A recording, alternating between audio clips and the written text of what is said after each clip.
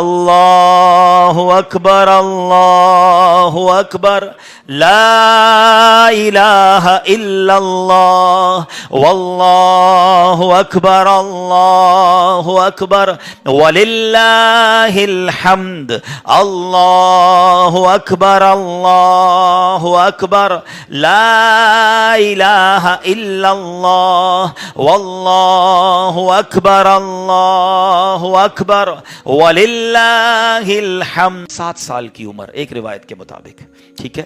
خواب میں آپ کو کہا جاتا ہے آپ نے 3 راتوں تک مسلسل خواب دیکھا کہ اپنے بیٹے کو ذبح کرو.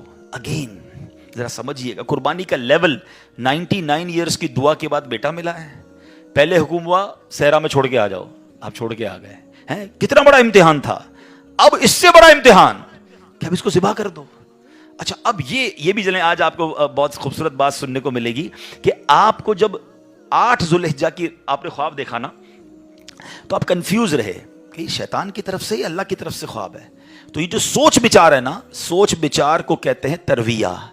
تو جو 8 ذوالحجہ کا دن ہے اس کو یوم الترویہ کہا جاتا ہے. اس کی وجہ یہ ہے ایک بار پھر خواب آیا تو آپ نے یقین کر لیا کہ یہ اللہ کی طرف سے حکم ہے. تو اس لیے 9 ذوالحجہ کو کیا کہا جاتا ہے؟ یوم عرفہ.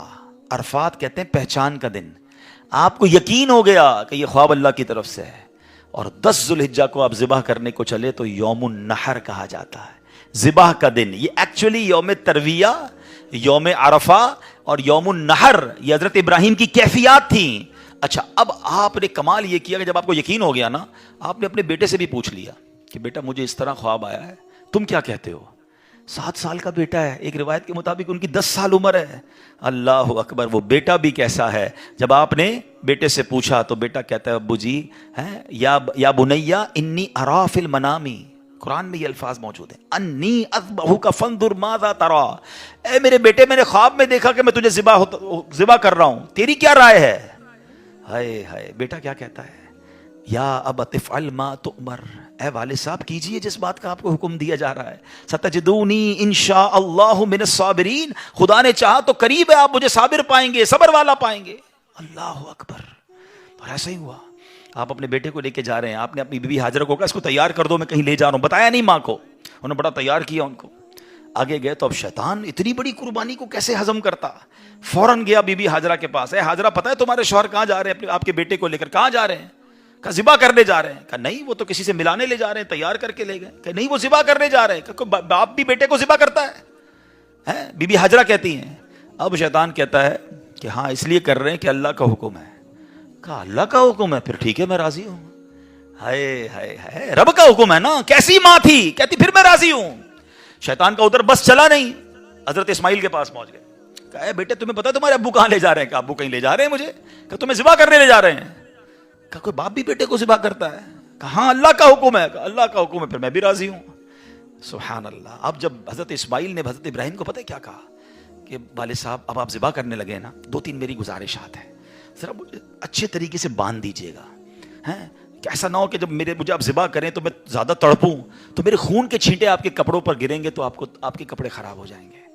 چھری کو ذرا تیز کر لیجیے گا تاکہ مجھے تکلیف کم ہو. مجھے الٹا لٹا کے ذبح کیجیے گا تاکہ آپ میرا چہرہ نہیں دیکھ سکیں گے. اور ہاں یہ جو میرا کرتا ہے نا میری ماں کو دے دیجیے گا تاکہ اس کو بیچاری کو تسلی ہو جائے. کیا دنیا نے ایسی قربانی دیکھی ہے؟ اب سنو, حضرت ابراہیم نے بالکل ویسا ہی کیا. آپ کو باندھ بھی دیا, آپ کو لٹا بھی دیا, اور آپ نے چھری چلا بھی دی. چھری کا کام کاٹنا ہے, اللہ چاہے تو چھری نے کام نہیں کرنا نا. آپ نے اپنا کام پورا کر دیا, وہ تو کر چکے جو کرنی بشر کی ہے. مگر پھر کیا ہوا؟ سبحان اللہ, یہ امتحان ختم ہوا اور اب آسمان سے آواز آئی. حضرت ابراہیم بالکل اوپر بیٹھے ہیں اور چھری چلا رہے ہیں تو اوپر سے آواز آئی, سبحان اللہ, اللہ اکبر اللہ اکبر. آپ نے جب سر اٹھایا تو دیکھا جبریل امین جنت سے مینڈھا دمبا لے کر آ رہے ہیں.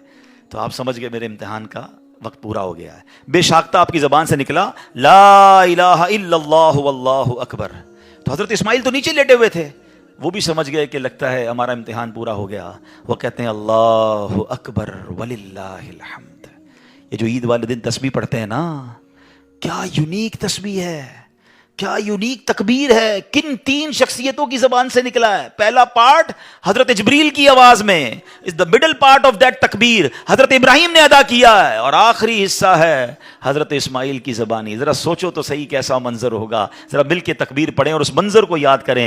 اللہ اکبر، اللہ اکبر، لا الہ الا اللہ، واللہ اکبر، اللہ اکبر، وللہ الحمد، اللہ اکبر، اللہ اکبر، لا الہ الا اللہ، واللہ اکبر، اللہ اکبر، وللہ الحمد. ہمارے بچے، ہماری فیملی قربانی کو ہم نے فیسٹیول بنا دیا ہے. گائے آ رہے ہیں، بکرے آ رہے ہیں، انجوائے ہو رہا ہے، گھوم آ رہے ہیں، پھر آ رہے ہیں، پھر باربیکیو پارٹیاں.